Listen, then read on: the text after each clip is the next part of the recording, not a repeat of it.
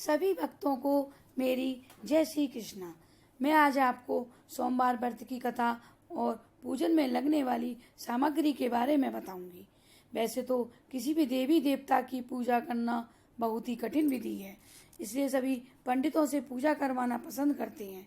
परंतु तुलसीदास जी ने कहा है कि कलयुग केवल नाम आधारा, कलयुग में केवल नाम से ही बेड़ा पार हो जाता है। आज के समय में पूजा पाठ तो सब करना चाहते हैं, परंतु समय किसी के पास नहीं है। इसलिए मैं आपको यहाँ बहुत ही सरल तरीके से पूजा और सामग्री के बारे में बताऊंगी। भोले शंकर एक ऐसे भगवान हैं जो बहुत ही जल्दी ही प्रसन्न हो जाते हैं। वे केवल एक लोटा जल में ही खुश हो जाते हैं। वैसे तो सोमवार के व्रत की कथा हम कभी भी कर सकते हैं, परंतु सावन के महीने में सोमवार यदि हम शुरू करें तो ये अति उत्तम है। सोमवार के व्रत 3 तरीके से करे जाते हैं: सोमवार के व्रत, 16 सोमवार के व्रत और प्रदोष व्रत। सोमवार के व्रत में हमें पूजा करने के बाद ही शाम को सूरज ढलने से पहले एक समय भोजन करना चाहिए। अब मैं आपको पूजन सामग्री के बारे में बताऊंगी कि हमें, वैसे तो सामग्री बहुत होती है पूजा की, लेकिन हमें मेन जिस सामान की जरूरत है उसके लिए आप सबसे पहले लें गंगा जल। गंगा जल यदि कम हो तो पहले आप लोटे में थोड़ा सा गंगा जल लें, फिर उसमें सादा पानी डाल दें तो पूरा जल गंगा जल हो जाएगा। फिर लें रोली। रोली शंकर जी पर न चढ़ाएं, पार्वती जी या शिवलिंग के जो नीचे जलेरी होती है उस पर ही लगाएं। फिर सिंदूर। सिंदूर आप पार्वती जी और शंकर जी दोनों पर चढ़ा सकते हैं। शंकर जी पर सिंदूर चढ़ाने से वे अर्धनारीश्वर और गौरी शंकर स्वरूप हो जाते हैं। चावल यानी कि अक्षत, ये साबुत और धुले हुए होने चाहिए। चंदन। चंदन के बाद फूल और फूलमाला। वह फूलमाला सफ़ेद होनी चाहिए, सफ़ेद फूलमाला ज़्यादा अच्छी होती है। फल, मौसम के अनुसार आप कोई भी फल चढ़ा सकते हैं। बेलपत्र हो तो बेल हो अति उत्तम है। बेलपत्र भी हमें शंकर जी पे जरूर चढ़ाना चाहिए। ये 3 पत्ती के ही होते हैं। यदि आप पे बेलपत्र की सुविधा ना हो तो आप चांदी का बेलपत्र एक बार लेने के बाद 1000 बार तक चढ़ा सकते हैं। उसके बाद हम लेंगे धूप बत्ती, कपूर। कपूर के बाद घी की बत्ती के 2 दीपक लेंगे। एक दीपक में घी भरा हो, जिसे हम पूजा के आरंभ करने से पहले ही जला लेंगे और वह पूजा के अंत तक जलेगा। एक दीपक आरती के लिए। यदि सुविधा हो तो पंचामृत, जिसमें घी, बूरा, शहद, दही और कच्चा दूध मिला हो। साबुत सुपारी, यदि सामग्री इतनी हमारी पर्याप्त है आप और लेना चाहें, सुविधा हो तो साबुत सुपारी, लौंग, ये मैं आपको साइड से बता रही हूँ। इलायची। पान के पत्ते पर जो साबुत पान का पत्ता होता है उस पर रखकर हम शिव जी पर चढ़ाएंगे।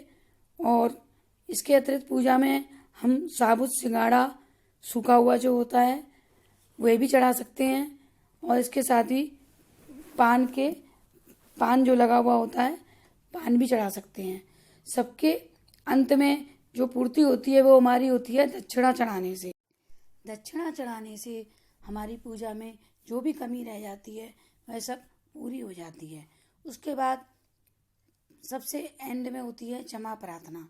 क्षमा प्रार्थना में आप हाथ जोड़कर ईश्वर से प्रार्थना करेंगे कि आपसे पूजा में जो भी गलती हुई उसे वह क्षमा करे और हमारे मन मुताबिक हमको फल प्रदान करे। इसके बाद मैं अब आपको शंकर जी के सोमवार की व्रत की कहानी सुनाती हूँ। किसी नगर में एक धनवान सेठ रहता था। वह शिव जी का बहुत बड़ा भक्त था। नित्य प्रतिदिन मंदिर जाता और शिव जी की पूजा किया करता था। उसके कोई संतान नहीं थी, इसलिए वह दुखी रहता था। एक दिन पार्वती जी ने शंकर जी से कहा कि इसके कोई संतान नहीं है, ये आपका भक्त है, आप इसे संतान प्राप्ति का वरदान क्यों नहीं दे देते। शंकर जी ने कहा कि यह मृत्यु लोक है, यहाँ सब अपने अपने कर्मों के अनुसार फल भोगते हैं, इसके कर्म में संतान सुख नहीं है। परंतु जब पार्वती जी ने बार बार जिद करी तो शंकर जी बोले, ठीक है, मैं इसे पुत्र प्राप्ति का वरदान देता हूँ, परंतु इसकी आयु केवल 12 वर्ष ही रहेगी। सेठ शिव और पार्वती जी की बातों को सुन रहा था। इससे ना तो उसको कोई प्रसन्नता हुई और ना ही दुख।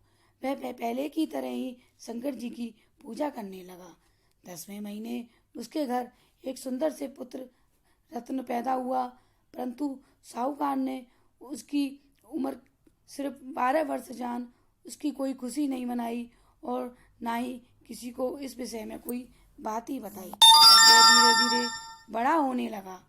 जब वह 12 वर्ष का होने वाला था, 11 वर्ष का ही था, तो सेठ की पत्नी ने कहा हमें इसका विवाह कर देना चाहिए। परंतु सेठ को सिर्फ पार्वती जी की बात याद थी, इसलिए उसने कहा नहीं, मैं इसे काशी जी पढ़ने के लिए भेजूंगा। और लड़के के मामा को बुलाकर और बहुत सा धन देकर कहा तुम काशी जी चले जाओ और रास्ते में यज्ञ आदि करते जाना। उन्होंने ऐसा ही किया। जब वह एक नगर में यज्ञ कर रहे थे, उस नगर के राजा की कन्या की शादी थी। उसके जिस राजा के लड़के से शादी थी वह एक आंख से काना था। लड़के के पिता ने जब सेठ के लड़के को देखा तो उसने कहा इतना सुंदर लड़का कहीं ऐसा ना हो कि राजा मेरे काने लड़के को देखकर शादी की मना ना कर दे, इसलिए मैं अपने बेटे की जगह सेठ के लड़के को दरवाजे पर खड़ा कर देता हूँ। उसने जब सेठ के लड़के और उसके मामा से इस बारे में पूछा तो उन्होंने हाँ कर दी। लड़के के पिता ने सेठ के लड़के से विवाह के दरवाजे के सारे काम करवा लिए। फिर उसने सोचा ये सब काम तो अच्छे से हो गए, क्यों ना फेरे और दरवाजे के भी सारे काम इसी से करवा लिए जाएं। उसने इस विषय में लड़के के मामा से कहा कि यदि आप फेरे और कन्यादान का काम भी इसी से करवा दें, बदले में मैं आपको बहुत सा पैसा दूंगा। इस बात पर जेठ का लड़का और मामा दोनों राजी हो गए। परंतु जब फेरे के वक्त सेठ के लड़के ने जाने से पहले राजा की लड़की की चुनरी के पन्ने पर चुपचाप यह लिख दिया कि तेरा विवाह तो मेरे साथ हुआ है, परंतु जिस राजकुमार के साथ तुमको भेजेंगे वे एक आंख से काना है और मैं काशी जी पढ़ने जा रहा हूँ। लड़की ने जब लड़के के जाने के बाद अपनी चुन्नी पर लिखा हुआ पढ़ा तो वह उसने अपने पिता को सारी बात बताई। राजा ने लड़के के साथ अपनी लड़की को विदा नहीं किया और बारात वापस भेज दी। उधर काशी जी पहुंचकर दोनों मामा भांजे यज्ञ करने लगे। जब सेठ के लड़के की आयु 12 वर्ष हो गई, उस दिन वह अपने मामा से बोला कि मामा आज मेरी तबीयत ठीक नहीं है। मामा ने कहा कि अंदर जाकर आराम कर लो। थोड़ी देर बाद उसने अंदर जाकर देखा कि वह तो मर चुका है। उसे बहुत दुख हुआ, परंतु उसने सोचा कि मैं अभी रोऊंगा तो यज्ञ में विघ्न पड़ जाएगा, इसलिए उसने यज्ञ का काम अधूरा ना रहे, जल्दी जल्दी यज्ञ का काम पूरा करने के बाद और सब ब्राह्मणों को विदा करने के बाद वह वहाँ रोने लगा। उसी समय वहाँ से शिव पार्वती जी जा रहे थे। उसके रोने की आवाज़ सुनकर पार्वती जी उसके पास आई और उस बालक को देखकर कहने लगी, ये तो उसी सेठ का लड़का है जो आपके आशीर्वाद से हुआ था। शंकर जी ने कहा, हाँ देवी, इसकी आयु 12 वर्ष थी और ये अब पूरी हो चुकी है। पार्वती जी के बार बार अनुरोध करने पर शंकर जी ने उस बालक को पुनः जीवित कर दिया। दोनों मामा भांजे खुशी खुशी यज्ञ करते हुए उसी रास्ते से अपने घर वापस चल दिए। रास्ते में उसी नगर में आए जहाँ उसका विवाह हुआ था।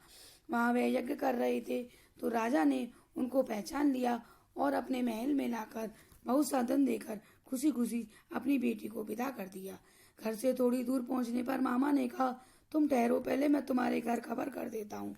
जब वह घर गया तो वह सेठ सेठानी दोनों मकान की छत पर खड़े थे और उन्होंने यह प्रण कर रखा था कि यदि उनका बेटा सही सलामत घर वापस आ गया तभी वे नीचे उतरेंगे। जब लड़के के मामा ने कहा कि तुम्हारा बेटा घर वापस आ गया है तो उन्हें यकीन नहीं हुआ। जब उसके शपथ पूर्वक कहा कि तुम्हारा बेटा अपनी बहू और बहुत सा धन लेकर आया है, तब उन्हें यकीन हुआ और वह हंसी खुशी नीचे आ गई। सेठ ने आनंद के साथ उनका स्वागत किया और बड़ी प्रसन्नता के साथ वह सब रहने लगे। इस प्रकार जो कोई भी सोमवार के व्रत को धारण करता है और इस कथा को पढ़ता और सुनता है, उसकी सभी मनोकामनाएं भोले बाबा पूरी करते हैं। बोलो भोले भंडारी की जय।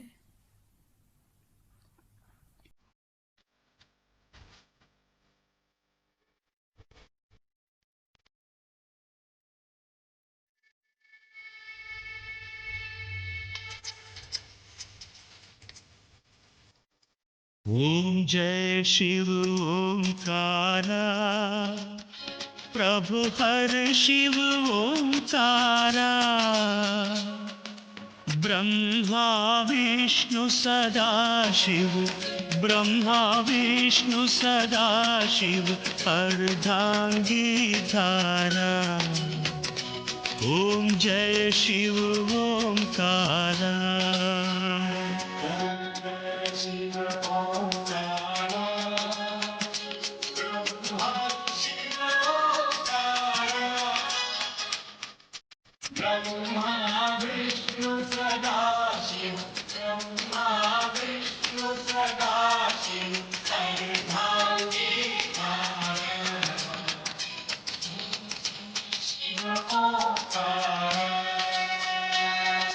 एकानन चतुरानन पंचानन राजे,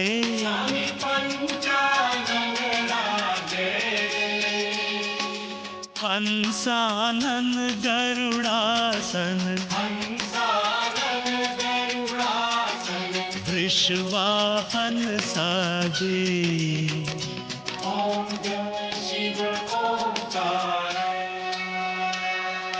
दो भुज चारु चतुर्भुज, दश भुज ते सोहे,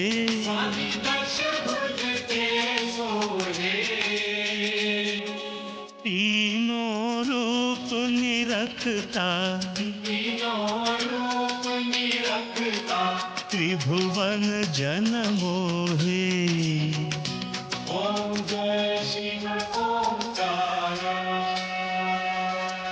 अक्षमाला वनमाला मुंडमाला धारी,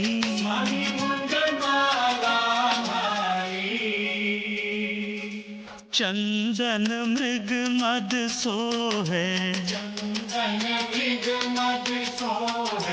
हाले शशिधारी।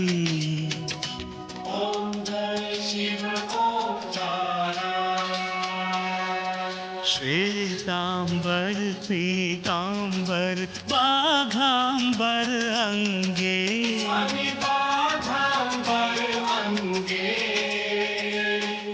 ब्रह्मादिक सनकादिक, भूतादिक संगे।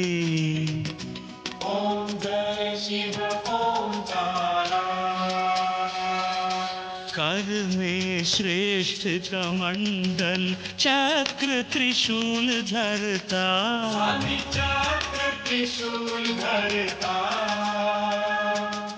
जग करता जग पालक, प्रभु तुम जग हरता।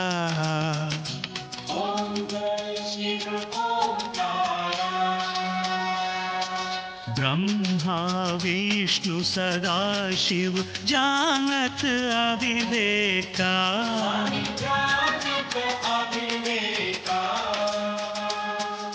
प्रणवाक्षर के मध्य,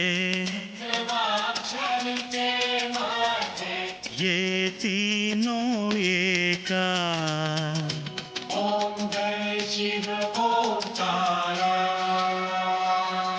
त्रिभुवन स्वामी जी की आरती जो कोई जन गावे,